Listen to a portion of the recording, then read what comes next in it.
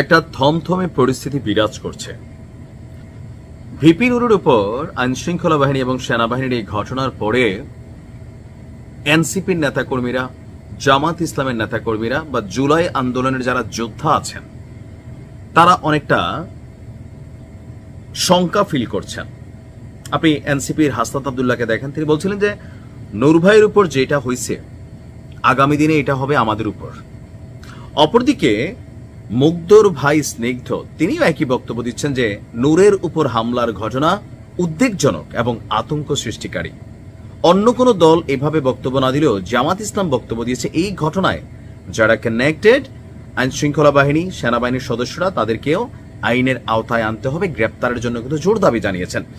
তো এই যে বিএনপি ছাড়া, বিএনপি নিন্দা জানিয়েছে, তবে এই ধরনের কোনো ভূমিকার কথা বলে নাই যে সেনাবাহিনী বা পুলিশের বিরুদ্ধে কোনো ব্যবস্থা নয়। তবে যেহেতু নূর বড় ধরনের আহত হয়েছে, এটার ব্যাখ্যা বিশ্লেষণা আছে, তারপরও এটা এমন ঘটনা যেন না হয় এ নিয়ে স্বরাষ্ট্র উপদেষ্টার পদত্যাগ চাওয়া হয়েছে, কারণ তিনি নিরাপত্তা দিতে ব্যর্থ। আসিফ নজরুল ইসলাম স্যার মোটামুটি বারান্দা দিয়া পালাইছেন, পরিস্থিতি এমনটা তৈরি হয়েছিল ভবিষ্যতে আসিফ নজরুল স্যারের জন্য হয়তো খারাপ দিন আসবে, যেটা পরিস্থিতি তৈরি হয়েছে। এখন কেন সবাই ভয় পাচ্ছে? এখানে বেশ কিছু জিনিস কিন্তু কানেক্টেড। কেন সবাই ভয় পাচ্ছে? এক তো হচ্ছে গণমাধ্যমে বা সোশ্যাল মিডিয়াতে একটা প্রচারণা আছে, একটা ন্যারেটিভ আছে যে ডক্টর ইউনূস সরকারকে আমাদের সেনাপ্রধান চায় নাই, এমনকি ওনার একটা কন্ট্রোলিং আছে সেনাবাহিনীর উপর, যেহেতু তিনি সেনাপ্রধান। আবার পুলিশের মধ্যে অনেক সদস্য আছে আওয়ামী মনা। কিন্তু আমরা অনেকে ভুলে গেছি যে জুলাই আগস্টে অনেক পুলিশ কিন্তু মারা গেছিল, থানা জ্বালাই দেওয়া হয়েছিল। এই পুলিশের সংখ্যা কত সেটা আমরা জানি না। তো অনেকে ওই জায়গা থেকে ভয় পাচ্ছেন যে পুলিশ হঠাৎ করে রাতারাতি এই যে পরিবর্তন, অথবা তাদের যে সহজাত ভাই এখন তারা যে তখন অন্যায় করছে, এটা তাদের বোধ শক্তিতে কাজ করে না। আমরা বাঙালি হিসেবে আমাদেরও করে নাই যে আমরা ধরেন এখন যারা ক্ষমতায় আছি, আমরা যেগুলো যেগুলো অন্যায় করতেছি, মব করতেছি, আমাদের কাছে মনে হচ্ছে হ্যাঁ এটা তো ওরা পাও না। আপাতত আমরা যেটা করতেছি, আমরা 3 দিন আগে মজলুম ছিলাম, এখন আমরা যেটা করতেছি এটা নিয়ে বিচার। আওয়ামী লীগও মনে করছে জুলাই আগস্টে এরা যা করতেছে সরকার ফালানোর ষড়যন্ত্র চলতেছে ছাত্র আন্দোলনের নামে, সো আমরা সরকার টিকানোর জন্য যা করা দরকার রাষ্ট্রের তাই করবে। আপনি পারসেপশনটা বুঝছেন? যে যা করতেছে তার কাছে মাইন্ডসেট হচ্ছে আমি সঠিক, and that's the conflict. That's the conflict. একসাথে একটা বিষয়ে সবাই সঠিক হতে পারে না, কেউ সঠিক কেউ ভুল। এখন সমস্যা হচ্ছে এই যে পুলিশের মৃত্যু বা নানান ঘটনা, এখনো কথায় কথায় পুলিশকে পুলিশ লীগ ট্যাগ দেওয়া, প্রতিনিয়ত সেনাবাহিনীর একটা বড় অংশকে আওয়ামী ফেসিস, দোসর টোসর, এই যে শব্দগুলো আপনি ব্যবহার করতেছেন, যারা করতেছে তাদের একটা ধারণা কি যে ডক্টর ইউনূসের সরকার যতদিন আছে তারা কন্ট্রোলে থাকবে, সরকার পরিবর্তন হয়ে গেলে ভাই এখানে টেনশন তৈরি হবে, কারণ গ্রেপ্তারের ক্ষমতা তো পুলিশেরই আছে। আইন শৃঙ্খলা মেনটেনেন্স, সেনাবাহিনী, পুলিশ, তারা যখন এক সুতায় হাঁটবে, রাষ্ট্রের সাধারণ জনগণ আপনি কিতা করবেন? ওই যে মানে অনেকে বলেন ক্যান্টনমেন্টের ইট খুলে ফেলবো, এটাই সম্ভব ভাই, ঝুলাই দিবে একদম ওখানে।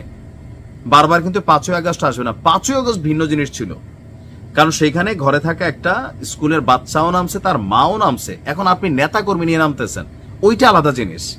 এরকম বহুত বড় বড় মিছিল আওয়ামী লীগ একসময় কন্ট্রোল করে ফেলছিল, করছে না?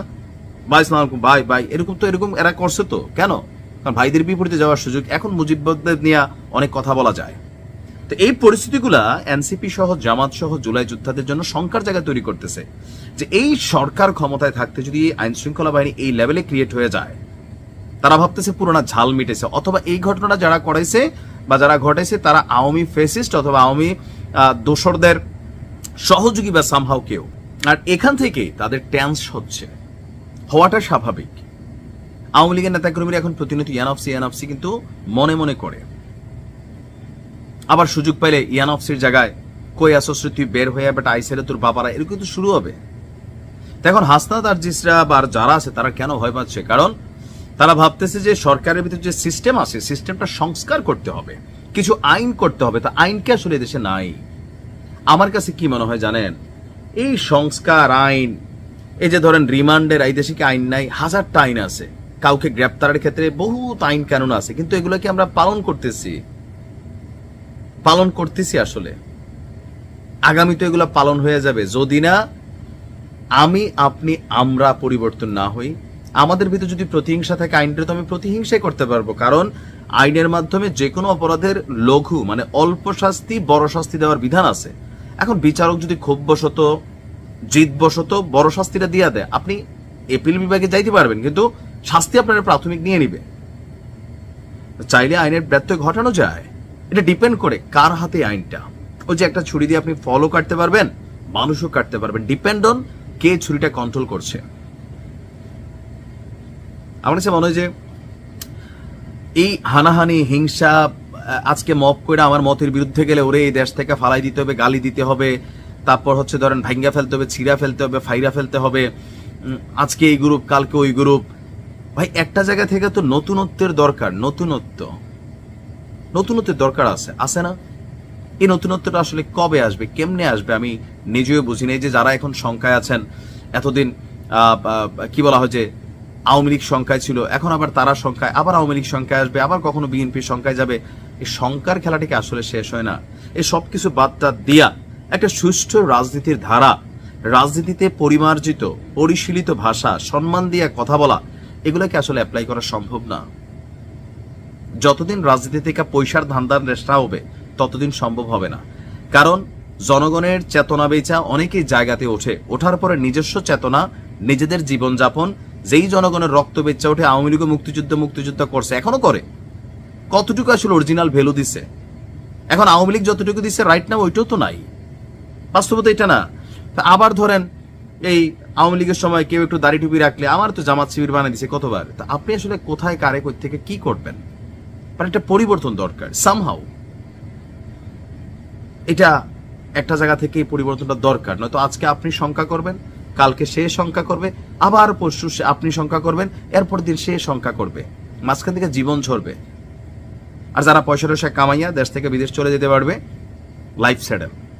এই দেশ থেকে বেঁচে টেচে যারা মানে মোটামুটি চলে গেছেন অনেকে, আল্লাহ সবাইকে ধৈর্য ধারণ করার তৌফিক দান করুক। ভালো থাকুন, আসসালামু আলাইকুম।